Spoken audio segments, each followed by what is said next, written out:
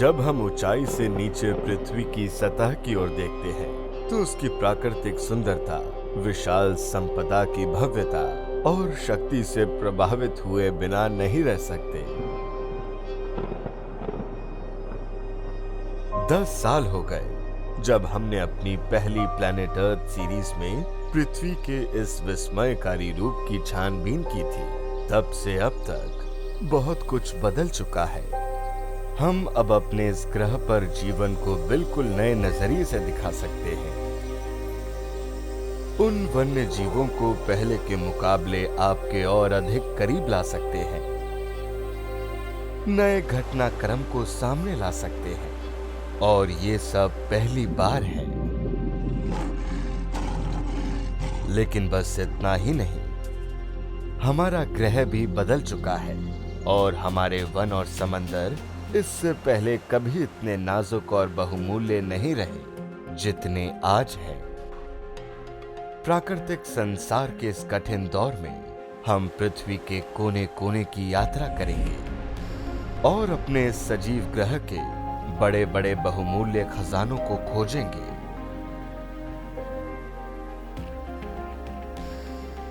और ये भी पता लगाएंगे कि जीवित रहने के लिए जीव जंतु किस पराकाष्ठा तक पहुंच जाते हैं।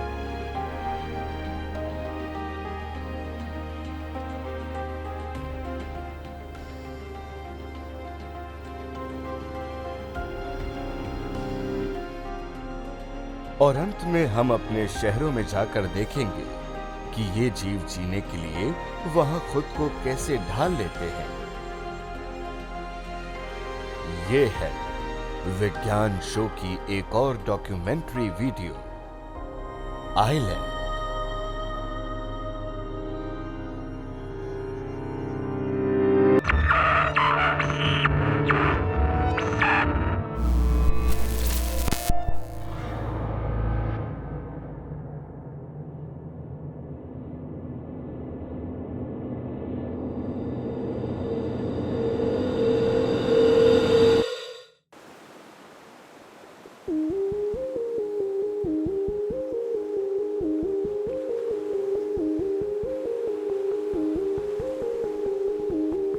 यहाँ सैकड़ों हजारों द्वीप हैं। हर एक अपने आप में इस ग्रह का ही छोटा सा रूप है। इन दूर दराज द्वीपों पर खुद को जीवित रखने के लिए जो संघर्ष करना पड़ता है वो पृथ्वी पर कहीं भी दूसरे जीवों के संघर्ष जैसा ही है।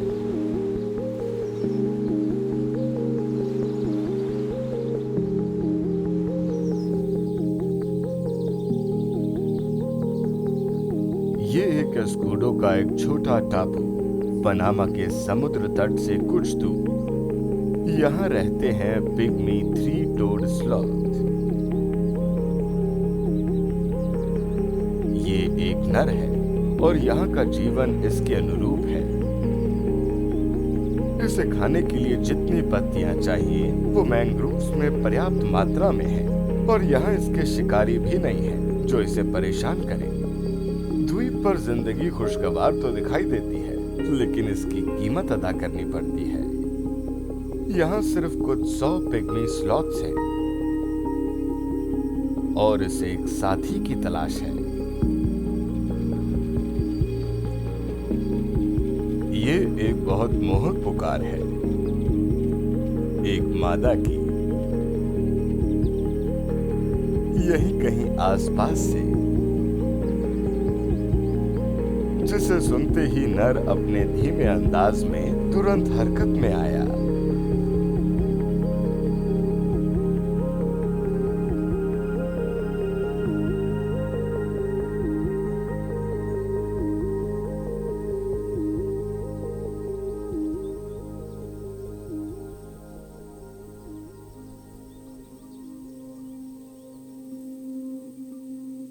परेशानी ये है कि दोनों के बीच में बहुत गहरा पानी है। तो ऐसे में जोश से भरे इस स्लॉथ को क्या करना चाहिए?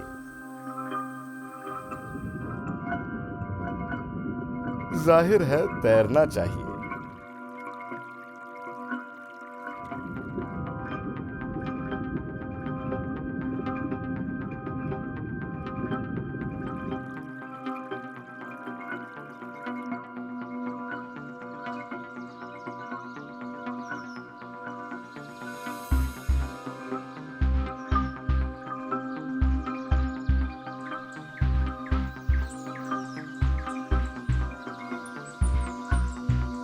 क्या यही हो सकती है वो मादा?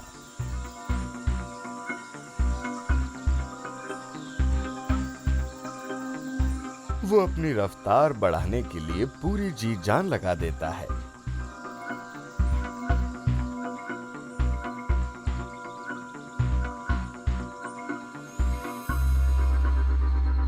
नहीं, ये वो नहीं है। इसके पास तो पहले से ही एक बच्चा है और ये तब तक मेट नहीं करेगी जब तक ये बच्चा माँ को नहीं छोड़ देता है। इसमें 6 महीने लगेंगे।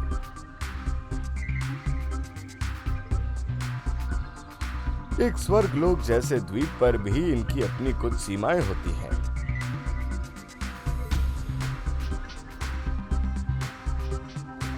लेकिन वो मादा भी आसपास ही कहीं होनी चाहिए।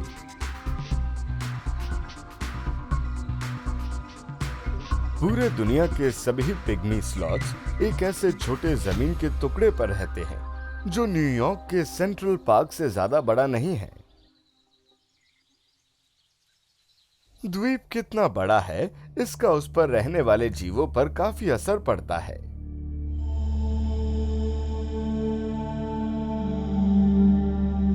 ये है इंडोनेशिया का कोमोडो आइलैंड।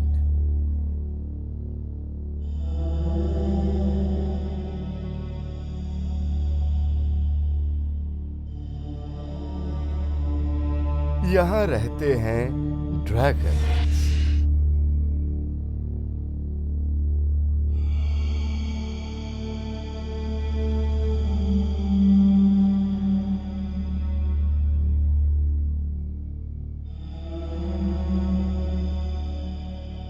3 मीटर लंबे और 70 किलो वजन वाले विशालकाय ड्रैगन ये इस ग्रह पर पाई जाने वाली सबसे बड़ी छिपकलियां हैं।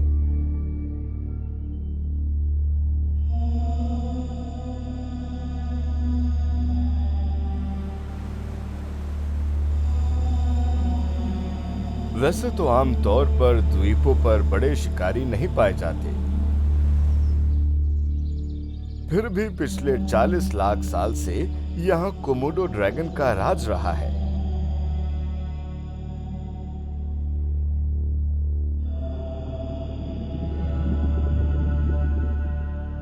ऐसा लगता है जैसे इस छोटे द्वीप पर इन दैत्यकार जीव के खाने के लिए पर्याप्त मात्रा में आहार नहीं होगा। लेकिन रैप्टाइल्स कोल्ड ब्लडेड यानी ठंडे खून वाले होते हैं और इन्हें मांस भक्षी मैमल्स के मुकाबले बहुत कम भोजन की आवश्यकता होती है। एक बार का खाना एक ड्रैगन के लिए महीने भर के लिए काफी होता है। इनके फलने फूलने का मुख्य कारण यही है कि यहाँ इनके मुकाबले कोई दूसरा नहीं है, सिर्फ यही है, और यहाँ इनकी तादाद तकरीबन 2000 है।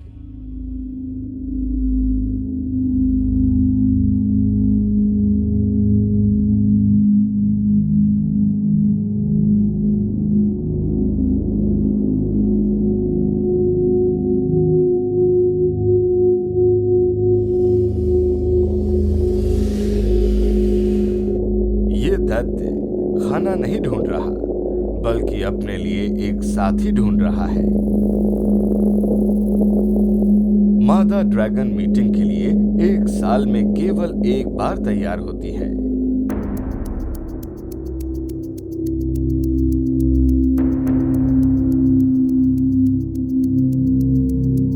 इसने हामी भर दी।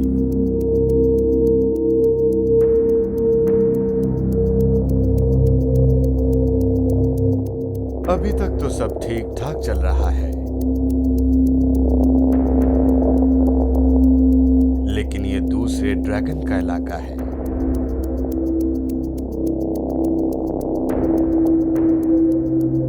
एक दूसरा बड़ा नर खुद को इस इलाके का राजा मानता है। द्वीपों पर कम जगह होने के कारण इनकी सीमाएं सही ढंग से निर्धारित नहीं हो पाती और इनमें टकराव की यही बड़ी वजह है।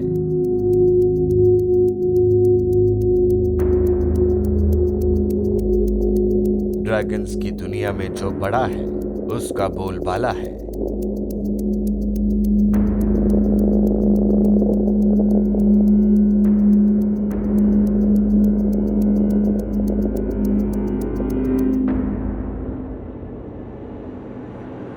लेकिन अगर मुकाबला बराबरी का हो तो नतीजा कुछ भी हो सकता है।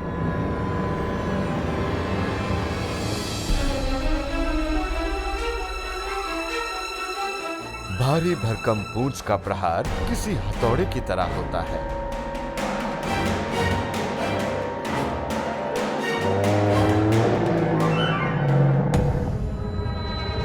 और इनके नुकीले दांत किसी आरी की तरह काम करते हैं।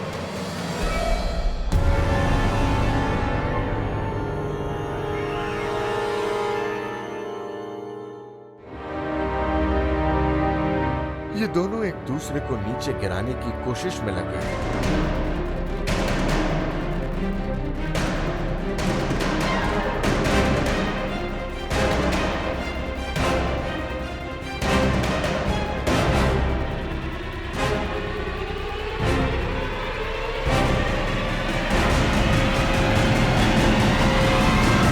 ये हार गया। केवल सबसे ताकतवर ड्रैगन को ही मिलन का अधिकार है।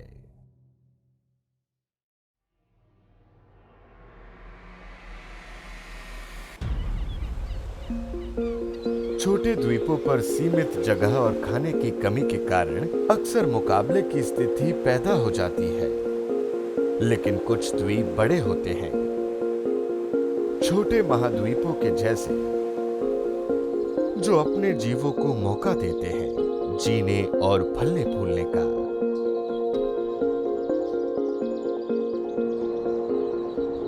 मेडागास्कर सबसे बड़े और प्राचीन द्वीपों में से एक है, जो 12 करोड़ साल से भी पहले अफ्रीका से टूटकर बना था।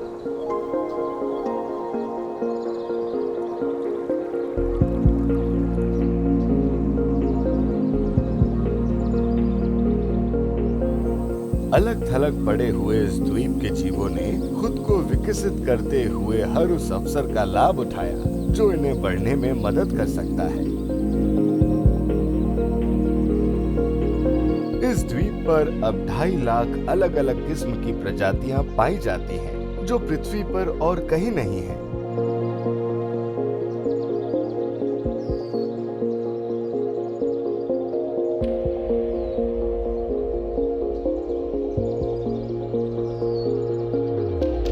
ये बंदर नहीं, लीमर है।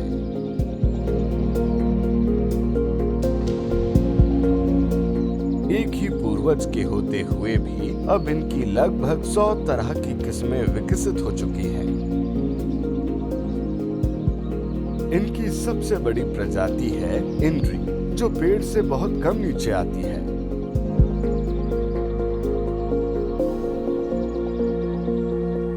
एक बहुत ही छोटी प्रजाति रिंगटिंग, ये अपना ग्रुप बनाकर जंगलों की जमीन पर फलों की तलाश में घूमते रहते हैं। और बहुत छोटे बेंगो लीमर, ये कुछ नहीं खाते सिवाय बेंगो के।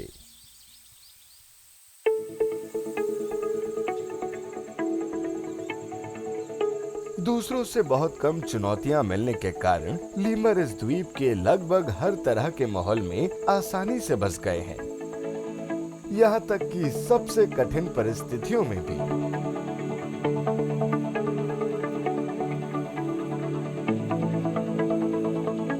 इस नन्ही सी काफा के आगे एक कठिन जिंदगी पड़ी है। ये मेडागास्कर के उस हिस्से में पैदा हुआ है जो यहाँ का सबसे सूखा और विषम परिस्थितियों वाला कोना है। अगर इसे यहाँ जीवित रहना है तो बहुत कुछ सीखना होगा।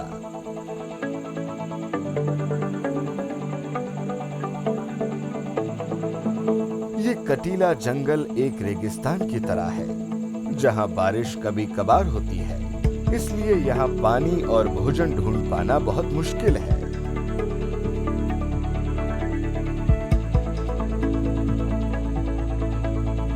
एक पेड़ से दूसरे पेड़ पर छलांग लगाना खतरनाक होता है। यहाँ लगभग हर पौधा खतरनाक कांटों से भरा हुआ है। इसकी माँ पेड़ों पर कोपलों को ढूंढती रहती है। ये छोटे पत्ते परिवार के पालन पोषण के लिए यहाँ भोजन और पानी का एकमात्र जरिया है। अभी ये सिर्फ 3 महीने का है और इसने खोजबीन शुरू कर दी है।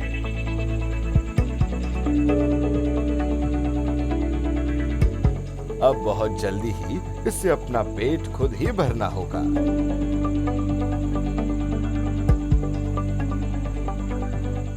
लेकिन माँ की पीठ पर जीवन बहुत आसान है।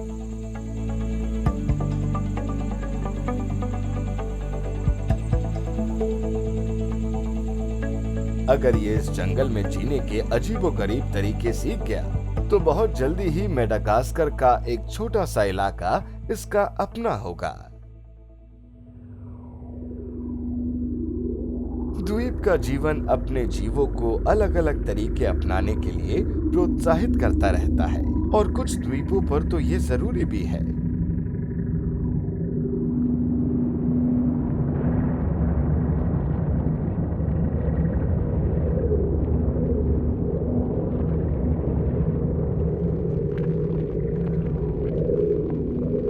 कुछ द्वीप तो आज भी बन रहे हैं ज्वालामुखी द्वारा।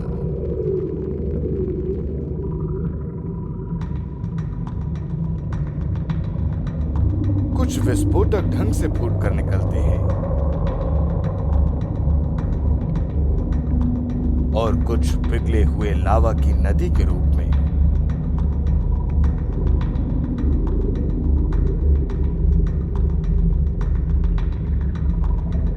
पिछले 50 वर्षों में 10 नए ज्वालामुखीय द्वीप बन चुके हैं।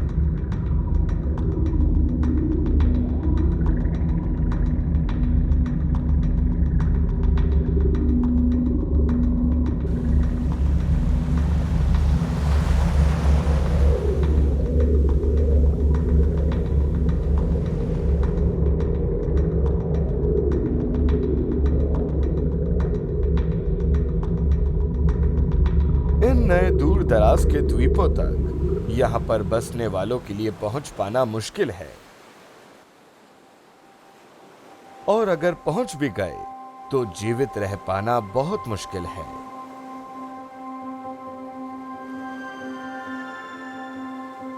ये फर्नांडिना है, प्रशांत महासागर का एक और गैलापागोस आइलैंड, सक्रिय ज्वालामुखी वाला एक और नया और वीरान द्वीप।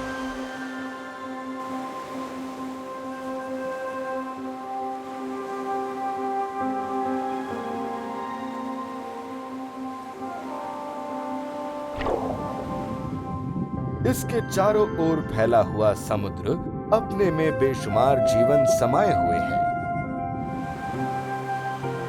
और इन दो अलग अलग दुनियाओं का सीमांत क्षेत्र आवास है संसार के सबसे अनोखे रेप्टाइल्स का। समुद्री इग्वानास। ये शाकाहारी होते हैं, लेकिन जमीन पर खाने की कमी की वजह से ये समुद्र तल पर चले आते हैं। इसके जैसा एक नर 3 मीटर की गहराई तक गोता लगा सकता है और अपनी सांस आधे घंटे तक रोक सकता है।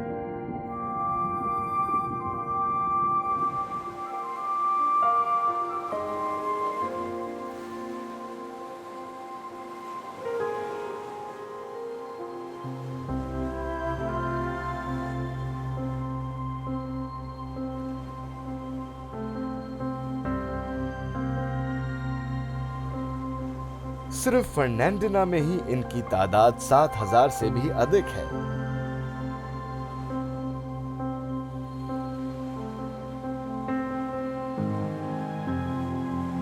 ये इग्वाना समुद्र तल से पोषक तत्व भी लाते हैं, जिससे दूसरे जीवों को भी जिंदा रहने में मदद मिलती है। केकड़े इग्वानास की पीठ की मृत कोशिकाओं को खाते हैं, जिससे उनकी खाल की सफाई भी हो जाती है।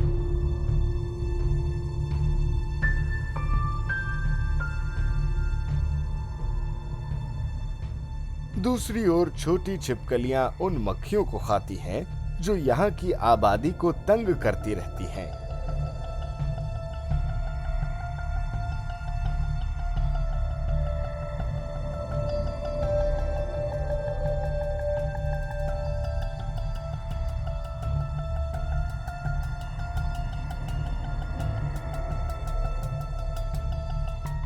लेकिन यहाँ पर सारे संबंध इतने दोस्ताना नहीं होते।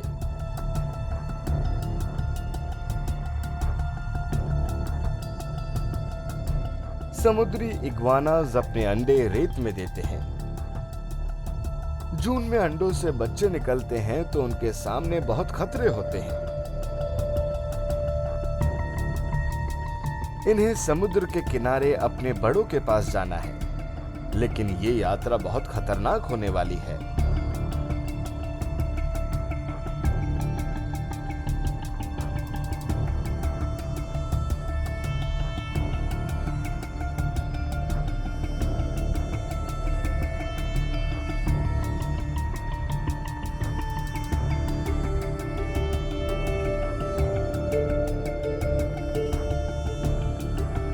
रेसर सांप।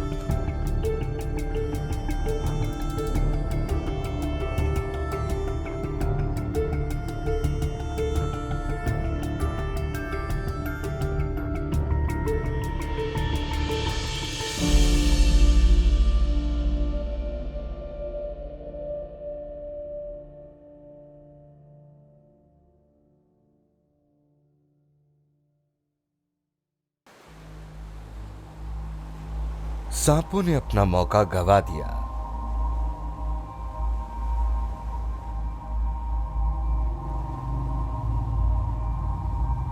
लेकिन अंडों से और भी बच्चे निकल रहे हैं।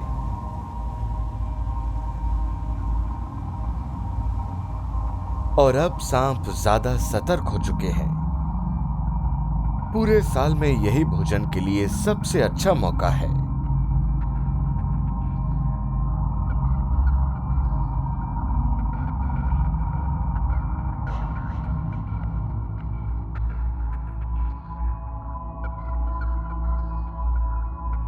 समतल जगह पर एक रेसर सांप बेबी इग्वाना से ज्यादा तेज भाग सकता है, लेकिन और भी हैं जो घात लगाए इंतजार कर रहे हैं।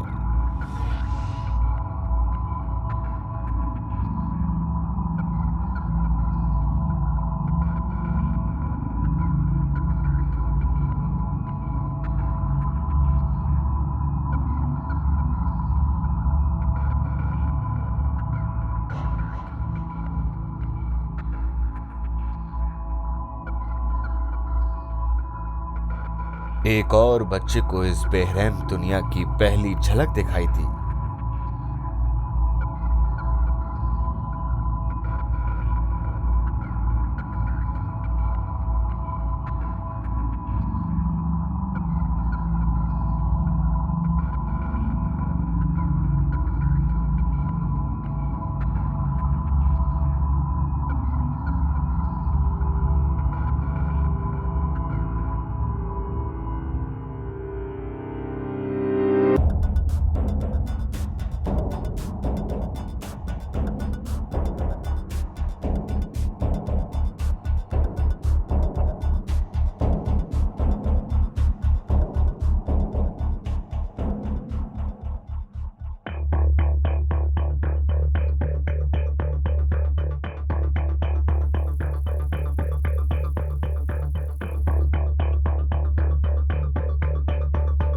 सांप की नजर बहुत तेज नहीं होती है, लेकिन वो किसी भी हरकत को भांप लेते हैं। इसलिए अगर इस बच्चे ने धैर्य से काम लिया तो सांप को इसके यहां होने का पता नहीं चलेगा।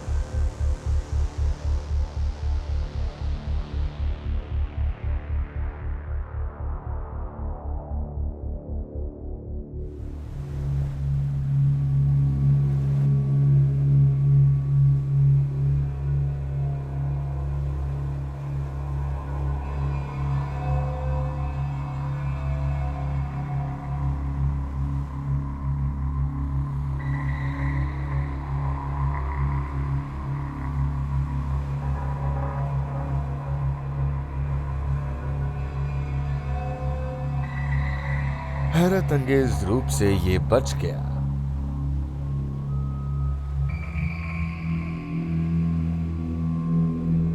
इस खुशकिस्मत को यहाँ की अनोखी जीवन शैली सीखनी होगी, जो कि इस प्रतिकूल माहौल वाले द्वीप में जीने की जरूरी शर्त है।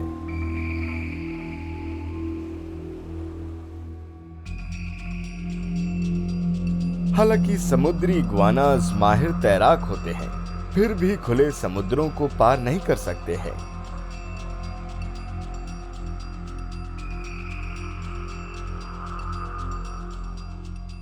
लेकिन तेजी से उफनता प्रचंड समुद्री पानी भी इन पक्षियों को नहीं रोक सकता है।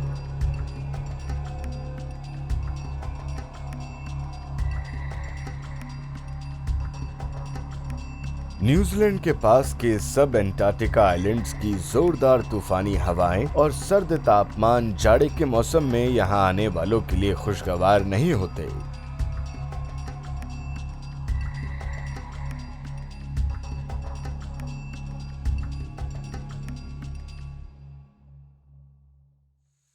लेकिन जब बहुत थोड़े समय के लिए गर्मी का मौसम आता है तो तापमान बढ़ता है और हवाएं धीमी पड़ने लगती हैं।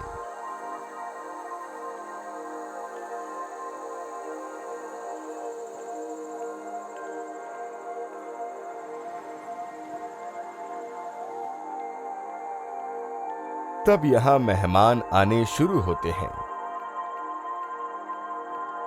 सब यहां प्रजनन के लिए आते हैं, अगला जाड़ा आने के पहले।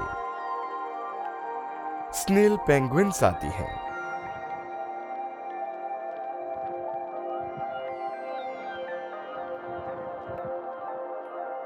शेयर वॉटर्स भी आते हैं।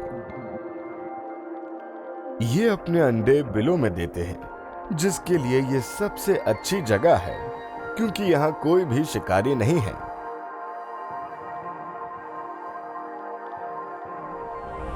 बहुत जल्द ही ये द्वीप परिंदों से भर जाता है। उनमें से हर पक्षी इस छोटे से प्रजनन के मौसम का पूरा फायदा उठाना चाहता है। लेकिन यहां सब जोड़े में नहीं है।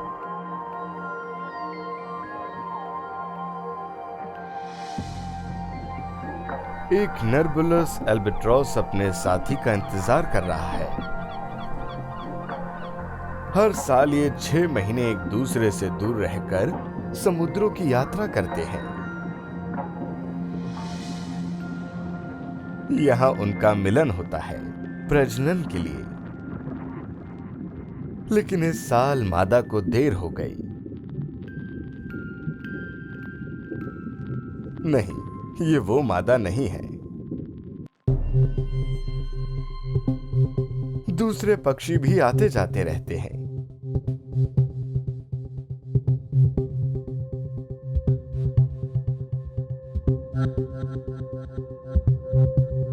समय बीतता जा रहा है। अगर वो जल्दी नहीं आई तो सफल प्रजनन के लिए बहुत देर हो चुकी होगी। हर सुबह शेयर वॉटर्स उड़ जाते हैं अपने बच्चों के लिए खाने की तलाश में।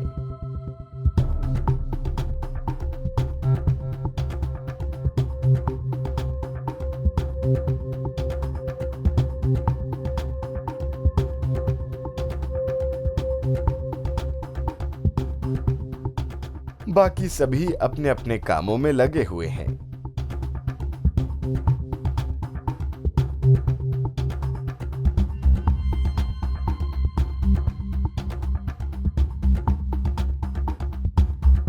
नर शेयर वॉटर का अकेले लौटना यह बताता है कि एक और दिन बिना साथी के बीत गया।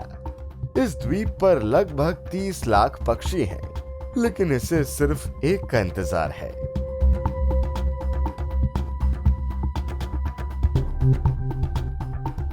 क्या ये वही हो सकती है?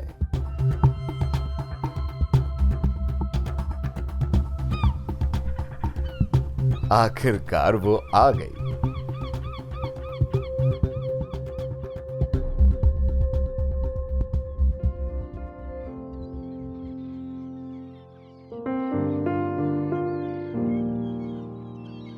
शुरू में ये थोड़ा शर्माता है,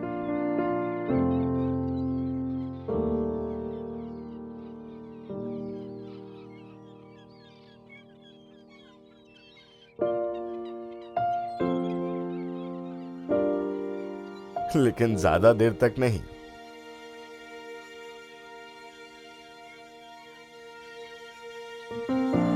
क्योंकि ये एक दूसरे का स्वागत एक खास तरह के नृत्य से करते हैं, जिसमें ये बरसों के अभ्यास के बाद अब माहिर हो गए हैं।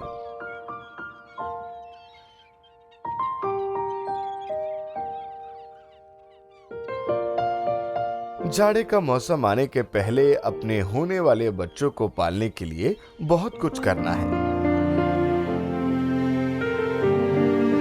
लेकिन 6 महीने की जुदाई के बाद कुछ बातों में जल्दबाजी अच्छी नहीं।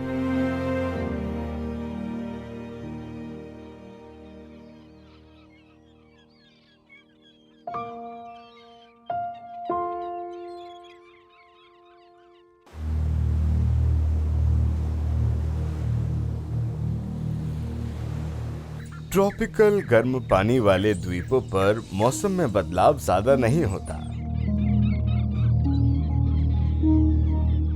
ईस्ट अफ्रीका के तट पर सेशल्स साल भर समुद्री पक्षियों को शरण देता है।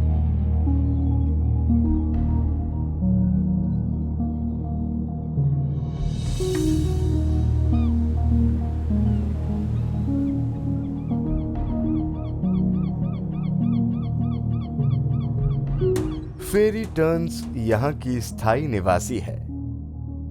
वो अपनी घोंसले जैसी जगह बनाने में ज्यादा मेहनत नहीं करती है। एक सूखी टहनी काफी है।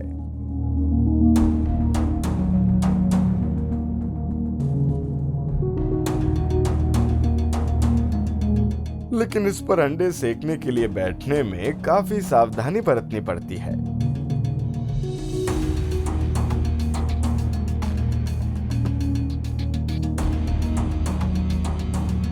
साल में एक बार नूडीज आती है। वो अपने घोंसले बनाती है और पिसोनिया पेड़ उनके बच्चों को अपना जीवन शुरू करने के लिए ज्यादा सुरक्षित जगह प्रदान करता है।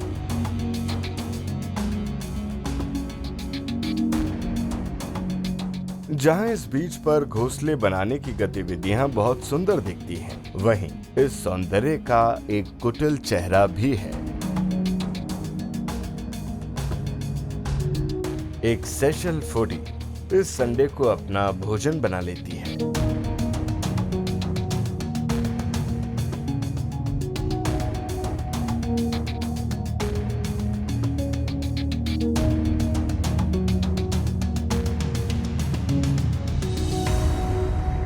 ये जानती है कि कुछ गड़बड़ है, लेकिन अंडा सेने की इसकी प्रवृत्ति अत्यधिक प्रबल है।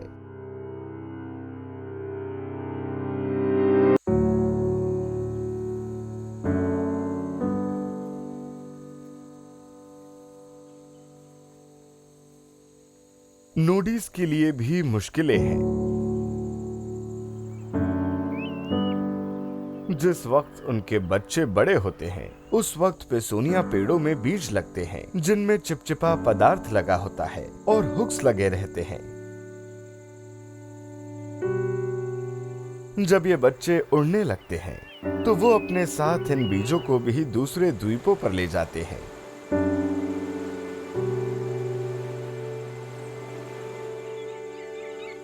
लेकिन कभी कभी पाई सोनिया पेड़ की चिपचिपाहट इन्हें मुश्किल में फंसा देती है। कोई अनुभवहीन बच्चा अगर उड़ने की कोशिश करते हुए नीचे गिर जाए तो इन बीजों से ढक जाता है।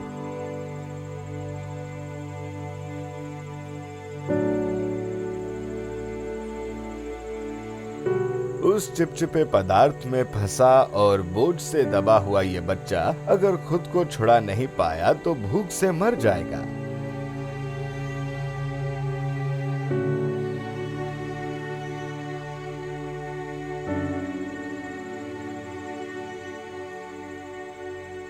पाइसोनिया के बीज तो दूर तक नहीं जा पाए, लेकिन उसकी जड़ों के लिए उसे खाद मिल गई।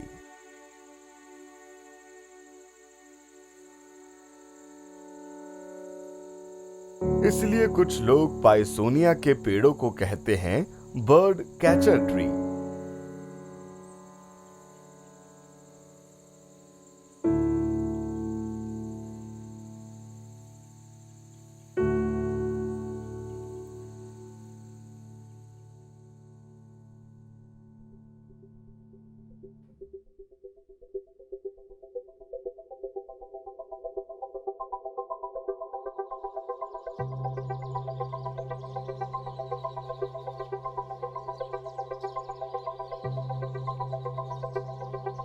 फेरी टर्न ने दोबारा एक और अंडा दिया और अब उसके पास देखभाल करने के लिए एक बच्चा भी है।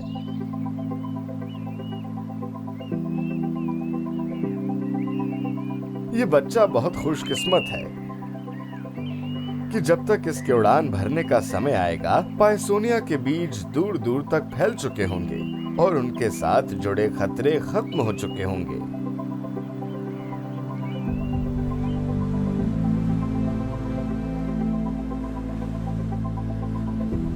इतने सुंदर दिखने वाले द्वीप भी वहां रहने वालों के सामने बड़ी बड़ी चुनौतियां खड़ी करते हैं, लेकिन सबसे बड़ी चुनौती का सामना जो है स्वयं करना पड़ता है, वो है बदलाव।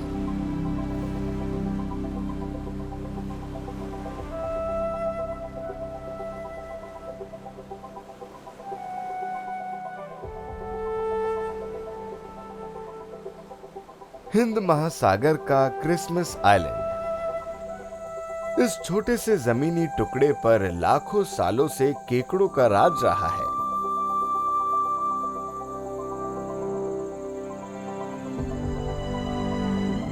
इनके पूर्वज समुद्र से आए थे, लेकिन इन्होंने खुद को भी अब जमीन पे रहने के अनुरूप ढाल दिया है।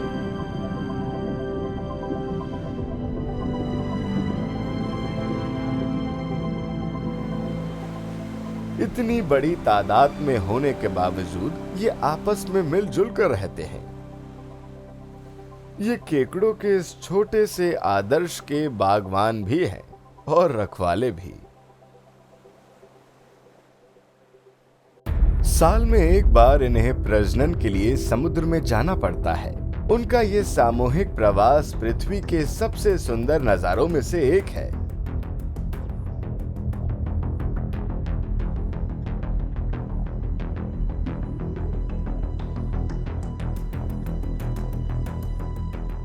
इनकी तादाद करीब 5 करोड़ है।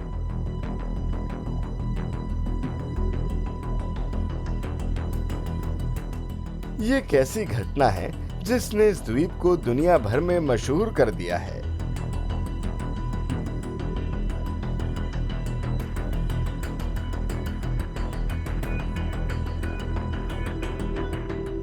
लेकिन हाल के कुछ सालों में लाखों लाल केकड़े समुद्र तक नहीं पहुंच पाए।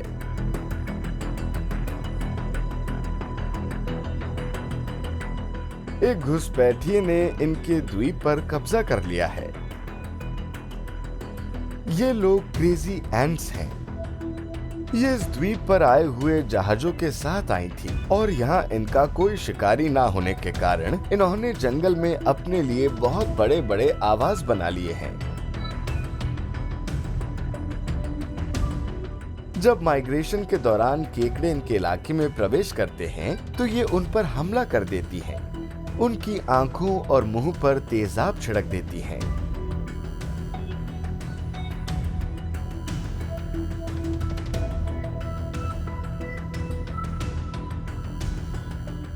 केकड़ों के पास इसका कोई बचाव नहीं होता है।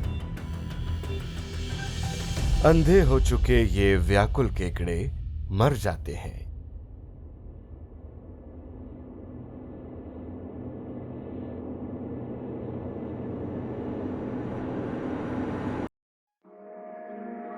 इंसान ही इन आक्रमणकारी चीजों को यहाँ लाया था और अब इंसान को ही इन पर काबू करना पड़ रहा है। अकेले रहने वाले जीव सुरक्षित वातावरण में लाखों साल तक विकसित हो सकते हैं, लेकिन नई चुनौतियां आने पर उन्हें जीने के लिए संघर्ष करना पड़ता है।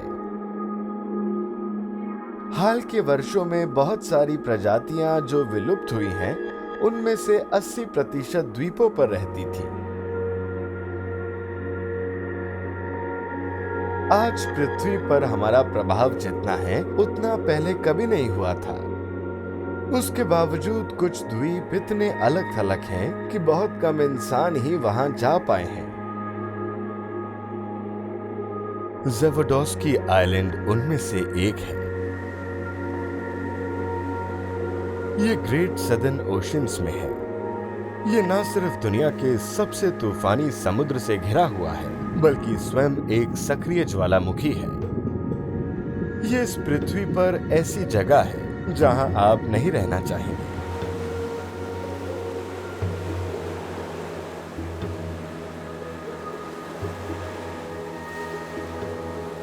अगर आप एक पेंगुइन हैं, तो बात अलग है।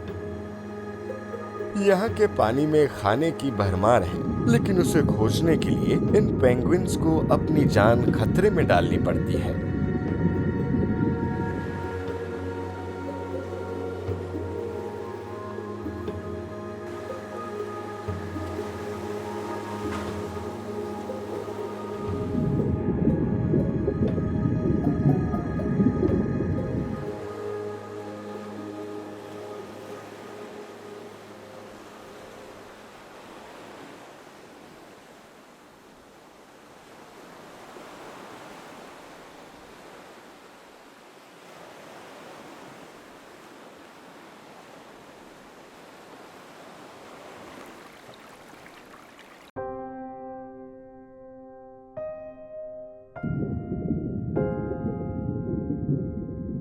ये इनके जीवन का सबसे खतरनाक काम है।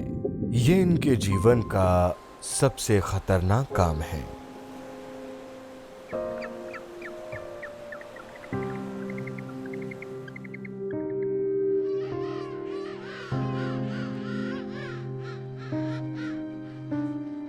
लेकिन एक ज्वालामुखी पर रहने के कुछ फायदे भी हैं। इसकी गर्मी से बर्फ जल्दी पिघलती है और जनवरी आते आते जब अंटार्कटिका में आधी गर्मी बीत चुकी होती है, ये द्वीप चूजों से भर जाता है। माता पिता बारी बारी से इनकी रखवाली करते हैं जब तक कि ये इतने बड़े ना हो जाएं कि इन्हें अकेले छोड़ा जा सके। इस माँ के बच्चे भूखे हैं, लेकिन इसके पास इन्हें खिलाने के लिए कुछ भी नहीं है। अब इनका जीवन इनके पिता के अगले भोजन को लेकर लौटने पर निर्भर है। लेकिन कुछ कभी नहीं लौट पाते हैं।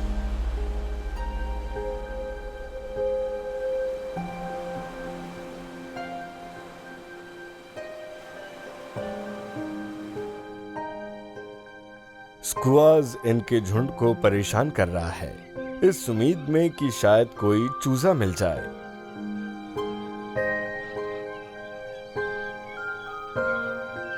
ये इन्हें छोड़ने का खतरा नहीं उठा सकती।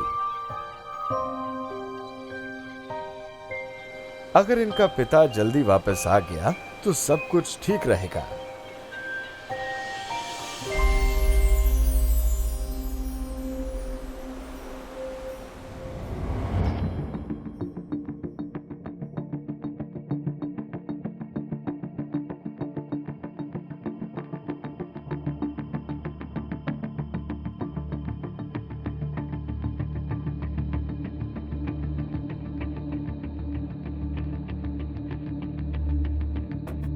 वो तट से 80 किलोमीटर दूर मछलियों का शिकार कर रहा था, लेकिन अब ज्यादा दूर नहीं है। हालांकि उसके लिए और दूसरे पेंगुइन्स के लिए इस यात्रा का सबसे खतरनाक पड़ाव अभी आना बाकी है।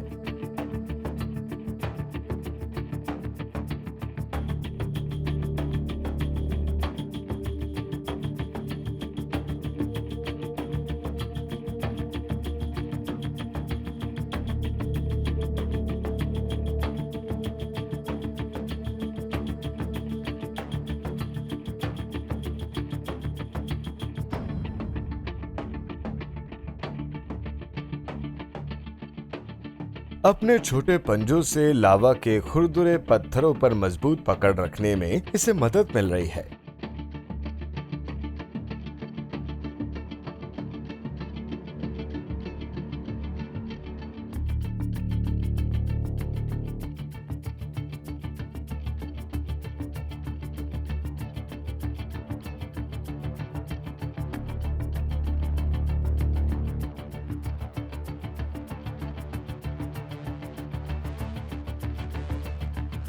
रोज के इन पैदल यात्रियों के लिए ये पीक आवर है। कुछ का दिन तो बहुत बुरा बीता है। इस पिता को अभी अपने घोंसले तक पहुंचने के लिए 3 किलोमीटर और चलकर जाना होगा, जो कि भरे हुए पेट के साथ मुश्किल होगा।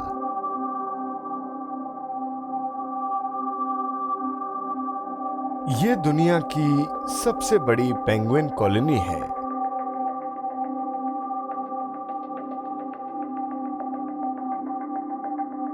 लेकिन जब इसे इसी रास्ते से रोज आना जाना पड़ता है, तब ये अपनी आंखें मूंद कर भी जा सकता है।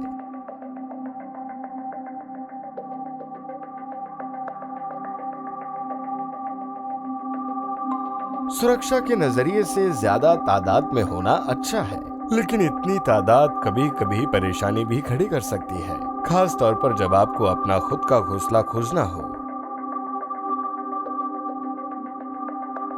माँ अभी भी इंतजार कर रही है और बच्चे बेताब हो रहे हैं।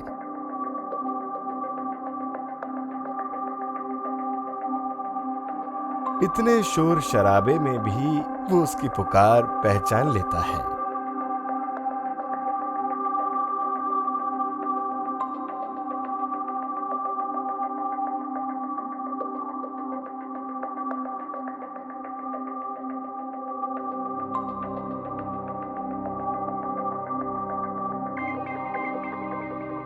आखिरकार वो मिल गए।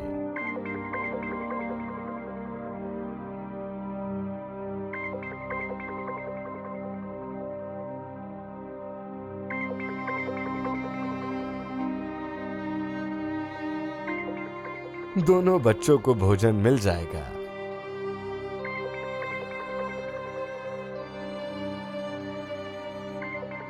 इनकी मां ने सर झुकाकर शुक्रिया अदा किया और चल पड़ी। भोजन लाने की अब उसकी बारी है।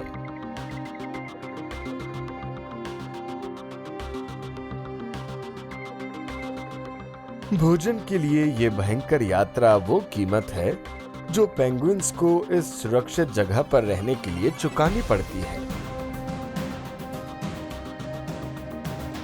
हमारे लिए शायद ये स्वर्ग जैसा दृश्य है, लेकिन इन 15 लाख पेंगुइन्स के लिए जीना मरना यही है।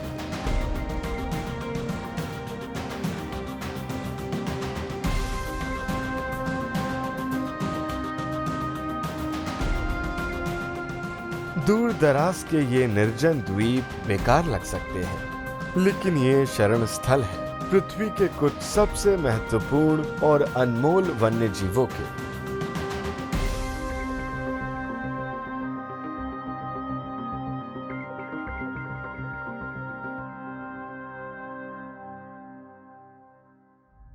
अगली बार हम दुनिया की सबसे ऊंची चोटियों पर चढ़ेंगे और उस प्रतिकूल परिस्थितियों वाले सफर की खोज करेंगे जिसे सिर्फ कठोर और सख्त जीव ही बर्दाश्त कर सकते हैं। यही है जीवन दुनिया की छत पर। पर्वत।